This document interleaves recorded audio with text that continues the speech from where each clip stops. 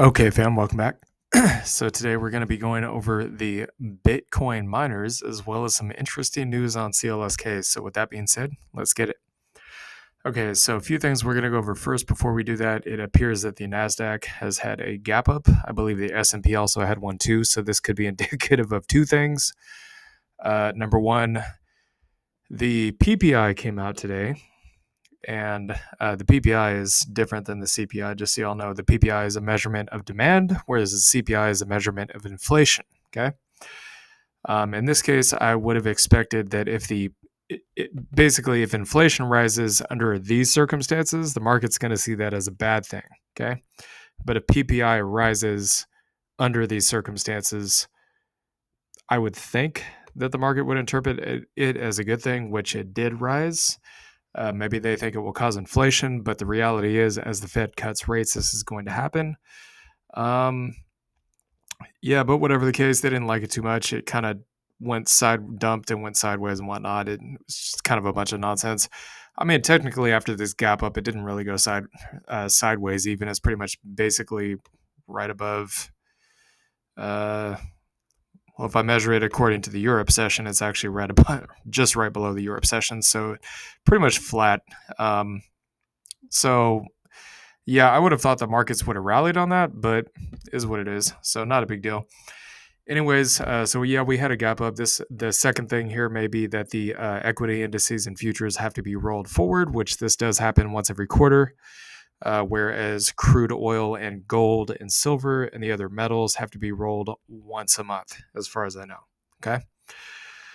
Those of you guys that trade futures, you know exactly what I'm talking about. Those of you guys that don't, well, if you don't care about that, then it doesn't concern you. Okay, so Bitcoin kind of consolidating here. Again, this is in this bull flag pattern. It's probably going to break out to the upside and go to 135,000 one of these days. What exactly, I don't know. But you guys can see we had something very similar happen here right towards kind of the middle to end of December. Bitcoin last cycle had a huge, monstrous breakout into January. So I'm expecting something very, very similar to happen this time around too. When that does happen, the miners are probably going to start screaming to the upside. And I'm going to go over why I think this news is not coincidence here in a minute. So there's one other thing I wanted to cover too. Well, two other things actually. So somebody asked in the comments, do we still have AMC? Yes, we do. It's right here. We also added more CLSK, just so you guys know. I'll talk about that in a minute. If you guys want to get a channel membership, you can. You just have to click the join button below the video. Again, it's a monthly membership. It gives you early access to the content.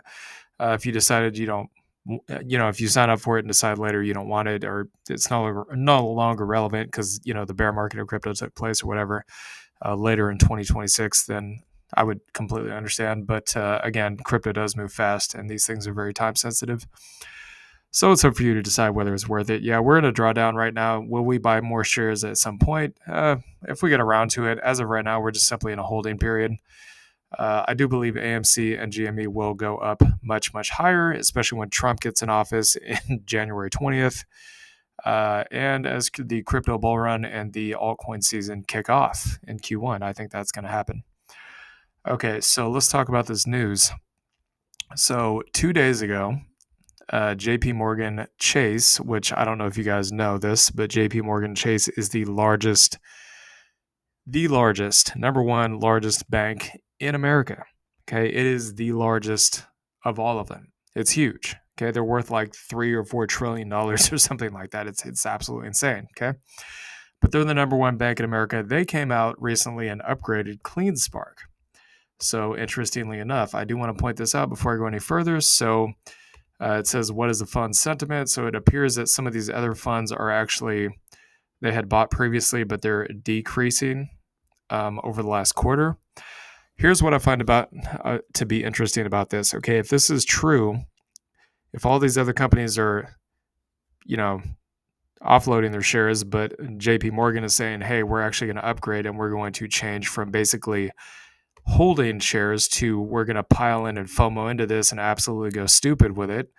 That's pretty much what neutral means. Neutral means they're not buying, but they're not selling. They're holding, whereas overweight means that they're loading the boat. Okay, underweight terminology means that they are trimming or they're cutting their positions. They're not trimming, according to this. According to this, they are loading the boat.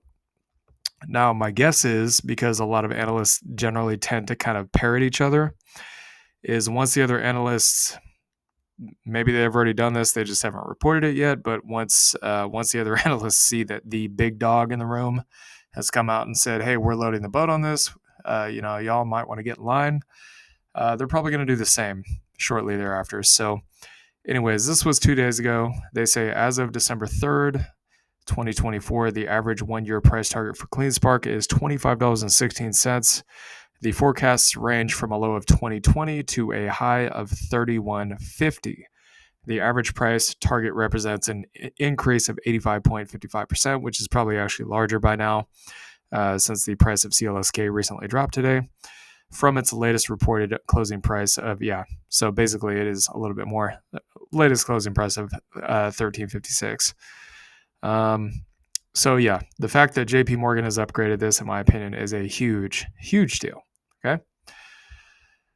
All right, so let's go over the position now. So CLSK, and again, usually we don't talk about this into the weekend, but of course we want to keep it transparent here. So this is a pretty large position at this point. I will say this. We're probably not. So we took the calls off because, again, if this thing starts rocketing to the moon, we had to think about this for a second. We're like, $250 in premium, or after seeing this news, if it goes up to $31, $20,000 in profit. Which one do we think is probably going to be more beneficial? Probably just waiting for the profit to roll in, right? So we took the calls off, took a small loss on it, like a few bucks or something, not a big deal. So our average holdings now 1,350 shares at an average cost of $15.35. We are down a little bit on this one. It's nothing new for us. We've been in this boat before, Soundhound, ALT, so on and so on. It happens from time to time. So we've just continued to average down. But yeah, we're basically going to hold probably till somewhere between that $20 to $30 range, which we do still think is coming. It's just a question of when. All right, so let's go ahead and actually get into the miners now. So yeah, unfortunately, because the market's pulled back, the miners also pulled back. I don't know why the miners seem to be correlated to the markets. It doesn't even make sense. Same thing with crypto. I mean, crypto is kind of its own beast, so to speak. It should theoretically be going up regardless of what the markets do, especially considering the timing of the cycle. So I guess it's just a question of patience at this point, patience and perseverance. Okay, so Mara, we didn't get past this gold line yet. As you guys know, that's a major level. As far as I'm concerned, I would actually say it's probably going to be a little bit higher here, probably right here, I would say would be the breaking point. If we get past this area, that would definitely be a structure change, in my opinion. So yeah, it pulled back a little bit. If you guys are looking for dip buy, probably somewhere between 2050 to the current price, about 2250. And then I'd be set my sights up here at this 33 area. It did hit there before. It could easily go back. Mara is a very popular one. All of these top four are very popular. Mara, Riot, CLSK, and HUD 8. So 61% gain here. So in terms of the kind of macro scale as to where this could go, assuming that the tops for these things come in Q1, maybe somewhere between 60 to potentially 64. Now, if these things run up all the way into the end of next year as high as 80, that could always happen. I still stick with my thesis that these big guys, the smart money, are going to be buying these into the upcoming earnings for these miners. Okay, I'm still sticking to my thesis on this. Again, the price, because they want to get in before the earnings, kind of buy the rumor, sell the news, right? Even if the earnings come out, maybe the price dumps. Why is that? Because they were buying early before the earnings. Again, buy the rumor, sell the news, right? So you got Riot in March, presumably. Again, they can always change this. February for CLSK. That's kind of what I think is going to happen. Okay, so Riot. There is also the possibility, too, by the way, that when Trump gets in office on day 1 in January 20, these could start rocketing to the moon, or even like a week or two before then, because they all know, oh, yeah, Trump's going to do the Bitcoin national stockpile, and all the Bitcoin got to be mined in the U.S., and yeah, right? Everybody's going to be like FOMOing in frothing at the mouth to try to get those gains before Trump gets in office. They're going to front run that move. That's usually what a lot of these smart money guys will try to do in anticipation of the actual pump itself. Okay. So right here, we haven't gotten past this level yet, but it's looking like we want to get up there here shortly. So any pullback area here at 1050 to 1150. Targets, I'd be looking for 1860 to 21. This one has some pretty major upside. It's about 98% gain. So the fact that you have a lot of green candles here sitting above the EMAs, in my opinion, and the fact that it's still kind of holding this area is extremely bullish. It's just a question of timing on the breakout. CLSK, not looking so pretty as of right now. Am I worried about it? No. Look, all these miners are probably going to moonshot at the right time. It's just a question of when the right time is going to be. So yeah, this candle's not great. I don't like this candle, but again, we are still at the bottom of the support here. This could always be an undercut, and then it just pops up tomorrow. That could happen. So buy zone here on CLSK, probably anywhere between this white line, so 1150 to about $12, the current price. The target 2110 to about 2360 here. Again, this is a bull flag potentially right here. You also have that inverse head and shoulders, which we did hit, but still nonetheless the target for the bull flag is all the way up there at 2260. Okay, so potential move here, roughly about 92% gain. And in terms of where this thing could go between Q1 to the end of next year, probably somewhere between $41 all the way up to, I'd say, probably around 60. That could definitely happen, especially if Trump gets what he wants in mining all the Bitcoin here in the US. That could absolutely happen. Okay, so HUD 8, nice little bull flag here. Here's the target for it, 42.58. Personally, I mean, the fact that we're seeing a red candle here, I wouldn't be so sure about this one, but if you feel confident in this trade, maybe 27.80 is your zone. If not, then 17.40 to 22.70. So 144% potential gain on this one. Ciphers, so I can tell you guys right now, this is starting to look a lot. And again, I've been doing this for a long time, so it's very easy to spot these when they occur. It's starting to look a lot like a bull flag. Imagine that. It's not the prettiest bull flag in the world, but hey, it'll work, right? So assuming it breaks out maybe next week or something, the target would be about 980. If you're looking for a pullback, it's about 5 to 553 for this one. Assuming that target plays out, about 93% gain here, BT. So I'm glad to know that CLSK was not the only one that had a dump today. It's unfortunately these miners kind of got smashed. I mean, they were up at the open, but then they got kind of smashed a little bit as the result of the PPI. Well, we all know that Bidenomics is a failure and it doesn't work, so there's no guessing about that anymore. Okay, so any pullback areas here to be bought, roughly about 330 to 380. I'd be looking for kind of this wick way up here as the target. You could potentially say 420. 420 is the target, all the way up to 575. So pretty decent move here, 71% gain. BITF still chopping in that triangle pattern. As a matter of fact, for those of you guys that are wondering, is this the only pattern that we're seeing this on? No, it is not. There's also one on Ethereum too. A nice big long 2-year pattern that's currently being retested as a flip zone right now. But yeah, that is happening elsewhere in the market, believe it or not. Okay, so back to BITF here. So do I think it breaks up or breaks down? Well, based on the cycle here, I would say the likelihood is it's going to break to the upside. It's just a question of when. Nobody knows. I do know this. As it gets closer to the coiling point, eventually it's going to break out. This is a major support level too.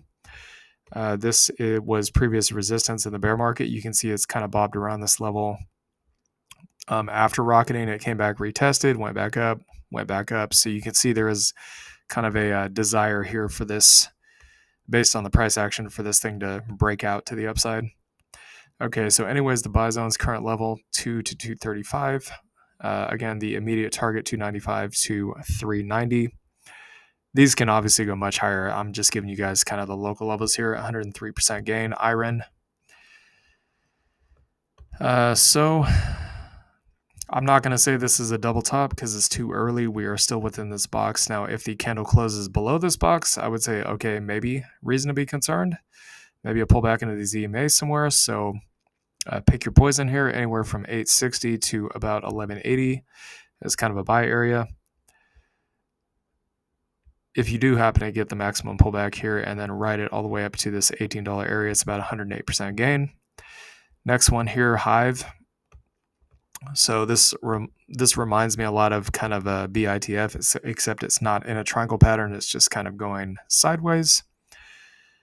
Again, I've talked about this before with y'all. Usually when these things go sideways, they don't always look exactly the same, but usually when they're going sideways at the bottom of a move, which in this case would have, it's still kind of sitting at the bear market lows here. Usually that means it's going to go higher. And again, the bear market lows for this thing was only $1.40. It's currently sitting at $3.86. So do I think it's going to go lower? I mean, there's no guarantee it can't go lower, but the chances of it going higher is like 98%, I would say. Pretty high. Okay, so buy zones here, 350 to about 370. Targets, I'd probably be looking for 580 to about 770 on this one, because once it gets past this flat top up here, it's probably going to start screaming up. About 116, 170% gain, Wolf. So this one's interesting. It kind of looks like a bull flag, but I'm not going to call this a bull flag because it's not real textbook. I like to see like almost near perfection in these patterns to actually claim it as a pattern. I will say it's trying to kind of hold above the top of the zone here. You can see it's an important level, so about 750. Personally, if you guys didn't get it down here, I would be waiting for a pullback or maybe pick another miner, but that's just my opinion, of course, not financial advice. So 450 to $6 as a potential buy zone, and then ride it all the way up to the swing up here at 940 for about 109% gain. And again, the reason why we're buying CLSK over some of these other miners is because a lot of these have already ripped. Okay, so Mara's already gone up quite a bit, right? HUD 8's already obviously gone up substantially. Cypher's gone up a lot. It could obviously, based on that pattern, it could go up more. BTBT's already gone up a lot. We had it back here. We didn't hold. So, okay, whatever. We missed that opportunity. BITF, I'd say this is a pretty good opportunity here. Again, just understand this is all my opinion. So, yeah, CLSK, I'd say CLSK RIOT still relatively cheap in my opinion. BITF definitely still very cheap. I mean, this thing's barely even moved. IREN's a little expensive, especially with this potential double top here. I'd be holding off on that one if it was me, just my opinion. I think Hive is in a good setup. It's basically going sideways in accumulation. And yeah, Wolf is a little expensive. I'd be waiting for a pullback. I mean, this is a bull trend, but again, if it does get a candle close kind of closer towards the EMAs, I'd be expecting this thing to pull back. So anyways, hope you all enjoyed this content. Please like, comment, and subscribe, and I'll see y'all later. Peace.